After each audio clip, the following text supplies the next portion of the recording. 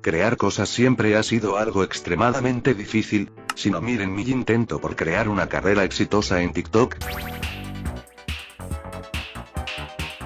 La vez que traté de lanzar mi propia marca de platos. Mira, los platos Duralé, ¿sabéis por qué les llaman Duralé? O cuando me propuse crear una sesión de besos con 2 mujeres. Me faltaron 2 y es precisamente por mi falta de talento que hoy le copiaré la estrategia a los youtubers de reacción, y me pondré a lucrar con el esfuerzo de la gente como este pobre perro que con ilusión creó un mapa predictivo del año 2100.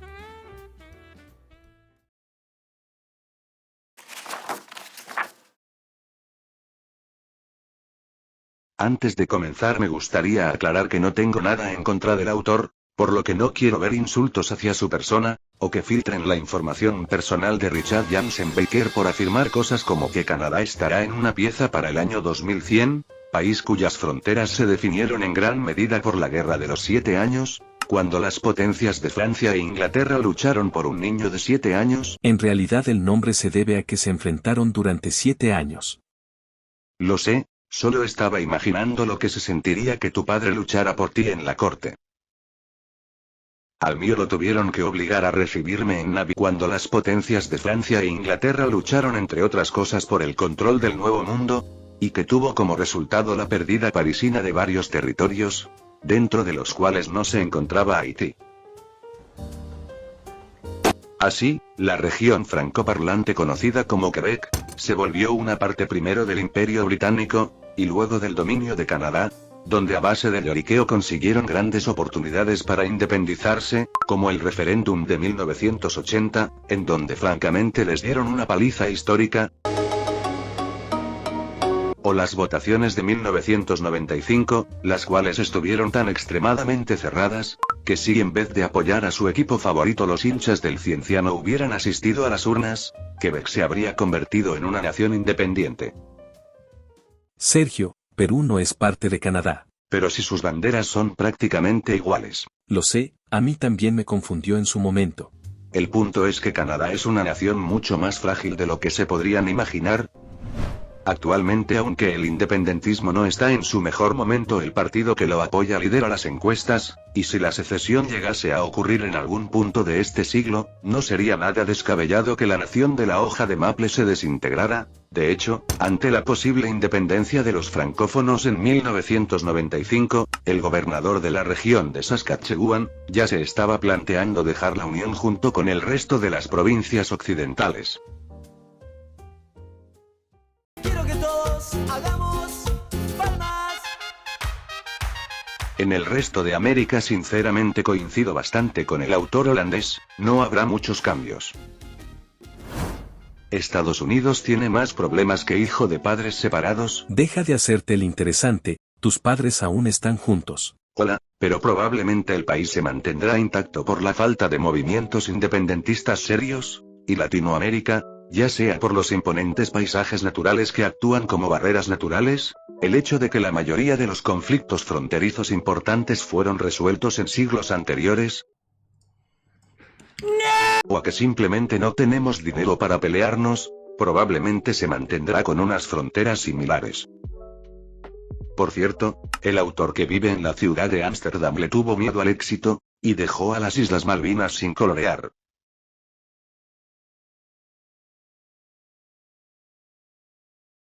Arreglado.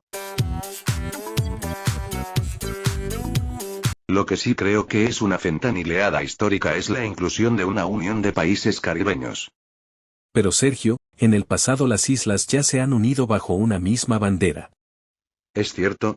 En el año 1958 las colonias insulares inglesas se fusionaron para tener un camino más sencillo a la independencia y la prosperidad en general. Sin embargo, lo cierto es que la unión fue como los cumpleaños infantiles en donde tus tíos se toman hasta el alcohol gel, sus miembros se la pasaron peleando entre sí, hubo discusiones sobre en dónde poner la capital, nadie estaba a gusto con la Constitución, y lo más importante de todo, al público general se la ultrapelaba. Algo esperable teniendo en cuenta lo difícil que es crear una identidad nacional desde cero, por lo que ahora imaginen los malabares políticos y propagandísticos que tendrían que realizar los impulsores de esta federación, para convencer tanto a los políticos como a los civiles, de que es una buena idea no solo revivir a un país fallido que apenas existió durante 4 años, sino que además ahora hay que incluir a las naciones francófonas e hispanas.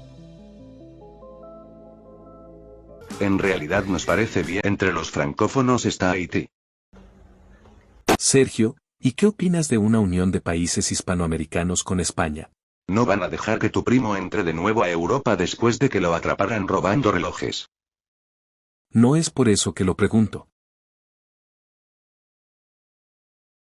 Vale, es por eso, pero también tengo curiosidad. Pues en ese caso déjame decirte que lo veo casi igual de improbable que la Federación del Caribe por las mismas razones. Sin embargo, tampoco me veo en la posición de descartarlo completamente ante la falta de información. Se llama Romualdo y se especializa en Rolex. Eso no, imbécil. Me refería a información sobre el funcionamiento de las identidades nacionales en el futuro, y es que en la antigüedad lo más común era que las personas vivieran en pequeños pueblos de no más de 500 habitantes, donde nacían, crecían, y en la mayoría de los casos morían sin haber dejado nunca las inmediaciones, por lo que más que identificarse con una nación o gobierno, la lealtad de los campesinos estaba con sus aldeas. Mi primo siempre dice que nació por su madre y que morirá por la Villa 31. ¿Es parecido o...? No. Sin embargo, esto cambiaría tras la llegada de la Revolución Industrial, cuando la migración campo-ciudad destruyó las comunidades rurales tradicionales. Los libros y periódicos que promovían un sentimiento de identidad común se masificaron, y el mundo se empequeñeció gracias al ferrocarril y a otros medios de transporte, dando paso a las primeras identidades nacionales. I love Pakistan, I will sacrifice my life for Pakistan. Siguiendo con mi punto, como consecuencia del nacimiento de Internet y la globalización el mundo se está volviendo a empequeñecer, y siguiendo con la lógica anterior, un planeta menos extenso podría dar como resultado el surgimiento de identidades más grandes, como la de la angloesfera o la hispanoamericana, aunque como dije previamente no creo que sea el escenario más probable. ¿O no tanto como una guerra nuclear?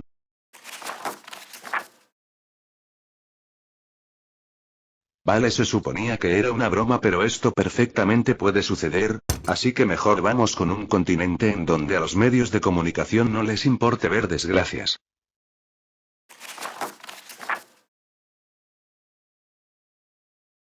En el mapa diseñado por el que habita la calle Groen van Prinsterstraat es posible apreciar cómo la nación con la bandera arcoíris ha desaparecido. Lo cual sí, entiendo, Sudáfrica es el tercer país más peligroso del mundo con unas 44 mataciones por cada 100.000 habitantes, sufre de apagones prácticamente todos los días. El desempleo asciende a un traumático 31%, y su economía es más pequeña hoy que en el año 2011. Sin embargo, tampoco estoy seguro de su caída, sobre todo por la falta de hombres jóvenes que destruyan todo. Y no lo digo porque en verdad sea una mujer llamada Alicia y tenga como misión esparcir el odio hacia los hombres para destruir a la familia tradicional, que también, sino por el comportamiento de la sociedad humana, la cual por norma general no suele iniciar revoluciones o guerras civiles salvo que la población esté desempleada, no tenga muchos bienes a su nombre, esté soltera, y en general no tenga nada que perder, algo que suele suceder en la adultez temprana. Eso me recuerda a... Cállate. O 2, que produzca como loca testosterona, y lo que sea que se inyecta mi tío Humberto para levantar más peso que la roca en el gimnasio, sustancias que nos hacen actuar de manera más irracional e impredecible, y que como se podrán imaginar sucede sobre todo en la juventud masculina.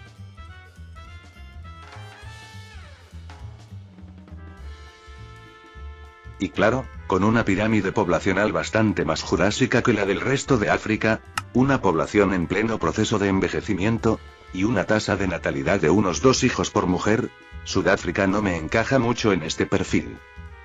¿Y si se hiciera magia?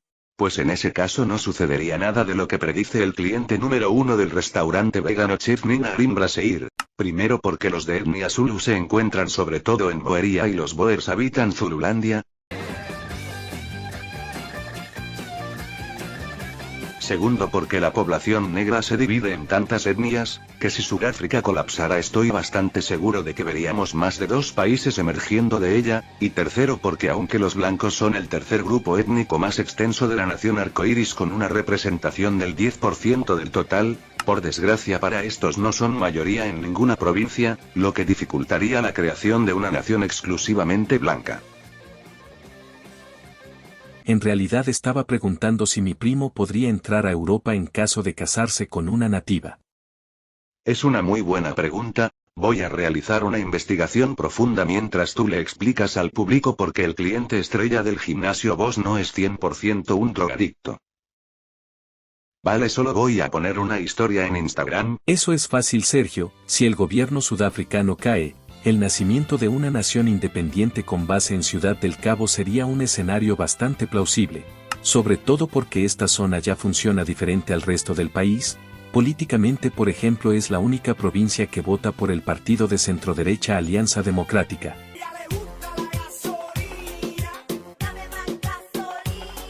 Gracias a los servicios y el turismo tienen una economía mucho más desarrollada y sostenible que el interior minero / agrícola, y actualmente están desarrollando una cultura y etnia muy diferente al resto de la nación, siendo predominantemente no negros ni blancos, sino una mezcla de ambos grupos denominada como colorados. Una persona normal en Latinoamérica. Vamos. Otro aspecto por el cual me gustaría insultar al dueño del Suzuki Swift híbrido azul del año 2024 es el Cuerno de África, y no es una referencia a la relación que tienen con sus novias, sino a que el autor ignoró la más que posible unión de Etiopía con Eritrea, 2 naciones que de hecho ya estuvieron bajo la misma bandera tras la Segunda Guerra Mundial, cuando la excolonia italiana fue entregada a Etiopía como una especie de disculpa por la invasión.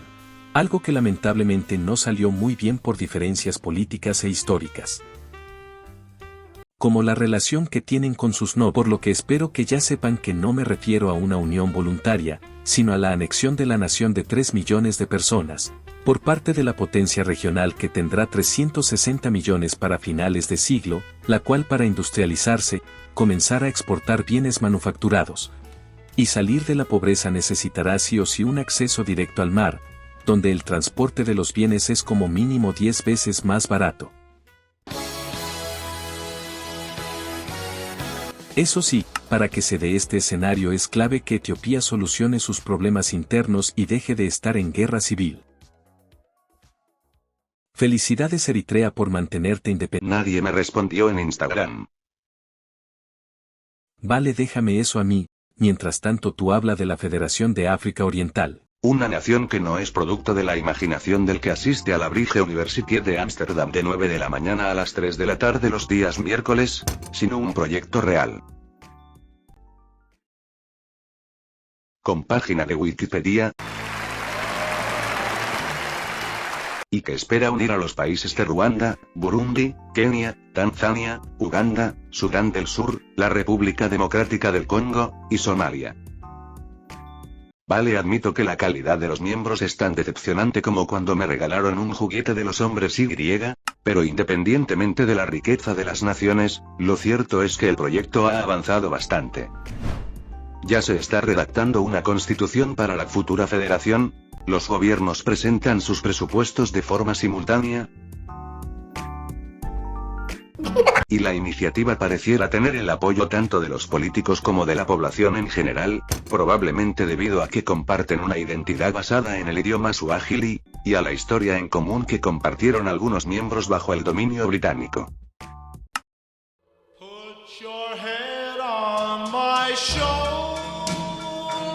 En el resto del continente negro no hay muchos cambios, probablemente porque al autor no le importa mucho esta zona del globo, pero como yo no soy racista he realizado una lista con 172 cambios. Puse una historia de mi primo siendo arrestado, y ya hay 3 mujeres dispuestas a casarse con Romualdo.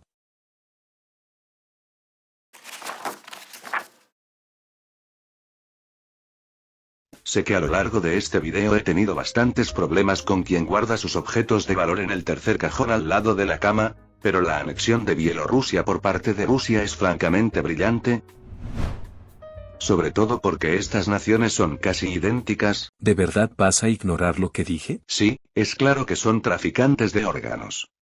hablan prácticamente el mismo idioma, comparten una gran parte de su historia, poseen ideologías similares, Los negros son negros. ambos forman parte de un mercado común gracias a la Unión Económica Euroasiática, se deben defender mutuamente por la organización del Tratado de Seguridad Colectiva, e incluso fundaron una institución con el objetivo de unir ambas naciones. Que tiene una página en Wikipedia. Por desgracia para nuestros gélidos amigos, tras esta pequeña victoria quien sostiene una relación romántica con Marijke Visser, solo vaticina malas noticias, siendo la más preocupante de estas la independencia de una gigantesca porción de su territorio bajo el nombre de Yucatia. Acá hay una foto de las pretendientes. Editadas. Videollamadas. Inteligencia artificial. Sus cuentas de Club Penguin. Vale, con eso ni los traficantes juegan, con eso no jugamos, es obvio que son mujeres, al igual que es obvio que Rusia atravesará una grave crisis en este siglo. Después de todo, las propias autoridades temen por el mañana debido a cosas como que el 30% del presupuesto nacional depende del petróleo, un sector con menos futuro que estudiante de bellas artes, la existencia de estudios que estiman una reducción poblacional de hasta un 50% para finales de siglo, y un posible aumento de los conflictos étnicos debido a la mayor tasa de natalidad de las minorías. Este es un campanario. En el Valle del Elqui obtienes este brebaje. Pero claro, de ahí a dibujar este mapa hay bastante cocaína. De partida, a pesar de que hay cientos de grupos étnicos repartidos a lo largo del territorio, debido a las constantes migraciones europeas en distintos períodos históricos, estos tristemente no son mayoría en casi ningún sitio. Por ejemplo, en el Distrito Federal de Siberia los más comunes no son los siberianos, ni mucho menos los perros siberianos, sino los rusos con un impresionante 85% de la población. En el Distrito Federal del Lejano Oriente los europeos representan entre un 85 y un 90% de los habitantes, y en la propia Yucatia, 4 de cada 10 personas remarían en contra de la independencia, igual que yo estaba remando en contra de mi vida amorosa al no usar la técnica de Romualdo. Ser un chico ¿Ser malo. ingeniero? ¿Es ingeniero? Sí, pero sigue robando porque tiene cleptomanía. No sé lo que es la cleptomanía. Yo tampoco. Otra cosa a destacar es el nulo desarrollo económico en el lado asiático de esta nación, algo que históricamente ha eliminado o como mínimo disminuido la probabilidad de tener éxito de los grupos separatistas. Y ya para finalizar, mientras me fumo este cigarro me gustaría hablar de su geografía, que por la existencia de la gran llanura europea y la subsecuente falta de grandes cadenas montañosas, masas de agua, u otro tipo de barreras naturales, hace bastante fácil la reconquista de territorios secesionistas por parte de Moscú, o al menos en el viejo continente. Eso sí, creo que existe un territorio que puede escapar de las garras del Kremlin, y su nombre es Manchuria Exterior, un territorio que antes le pertenecía a los chinos, y que en algún punto de este siglo podrían volver a reclamar no con armas ni con la ayuda de mi pandilla de maleantes. Ese es el coro de la iglesia. Cállate, sino poblando el territorio de 3 millones de personas con una fracción de sus 400 millones de habitantes, o simplemente ejerciendo presión con su economía casi 10 veces más grande.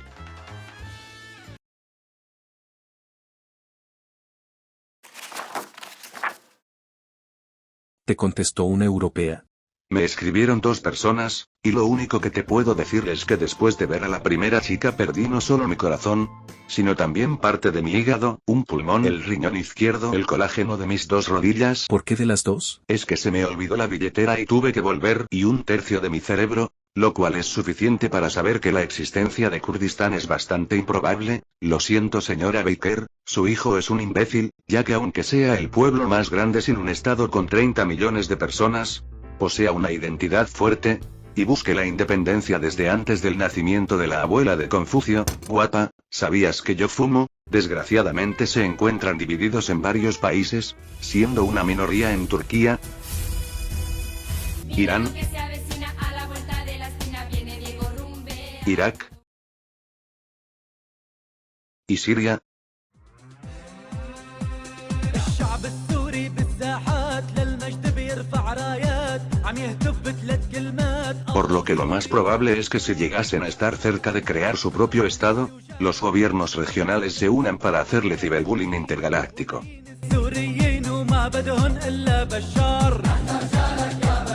Sergio, ¿y qué piensas de Pakistán?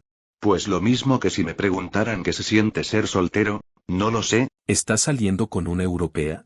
Canadiense de hecho, y es que hace tiempo habría dicho que sí, están más condenados a separarse que los padres de Lars Jansen después de la aventura. Hola futuro hijastro, después de todo esta nación artificial es literalmente un acrónimo con los nombres de 5 territorios / etnias, Punjab, Afganistán, Cachemira, Sindh, y Baluchistán. Por lo que al tratarse de un producto inventado y sin alma como los remakes de Disney o las veces que ella me decía te amo, ¿ya rompieron? No, pero me estoy anticipando, lo más lógico es que los grupos étnicos busquen la independencia, ¿no? Pues no, resulta que en absolutamente todas las provincias la población ignora su lengua materna, siglos de historia y tradiciones al identificarse antes con una nación de 100 años que con su tribu / etnia milenaria. I love Pakistan, I will sacrifice my life for Pakistan. ¿Y por qué sucede esto? Pues tengo algunas teorías, pero aún no me siento a gusto con mi conocimiento en este campo, y como no estoy seguro no voy a predecir el futuro ni de esta nación ni de Indonesia, que posee condiciones similares. Ahora termina tú porque voy a abordar el avión e ir a vivir con mi amorcito. Claro, como se podrán imaginar el Medio Oriente según Richard Jansen Baker, o Richard Jansen González desde ayer en la tarde, es un sitio en donde reina el caos absoluto. Irán se rebautizó como Persia por algún motivo extraño, Yemen ha perdido su unidad territorial, cosa que tampoco se aleja mucho del estado actual de la nación, y Arabia Saudita colapsó. Algo creíble teniendo en cuenta que sus líderes son medallistas olímpicos en corrupción y autoritarismo, y que solo saben ganar la lealtad de sus ciudadanos mediante generosos subsidios o lucrativos puestos en la administración pública. Cosa que seguramente no podrán hacer en el futuro por su ultradependencia del petróleo, con 0 fábricas de productos no relacionados a esta materia prima, más estudiantes de teología que de ciencias / ingenierías, hola, una población alérgica a la pala, y no tantos turistas como se esperaría con el colosal esfuerzo económico que están realizando. Las consecuencias de no respetar los derechos humanos y ser tan áridos como Canadá, supongo. A ver, explícame eso último. Es que la casa de mi esposa siempre se llena de polvo, no todo podía ser bueno en el primer mundo, supongo. Eso definitivamente no es Canadá. Claro que sí, ahora mismo estoy viendo una bandera. Carajo, otra vez me confundí con Perú.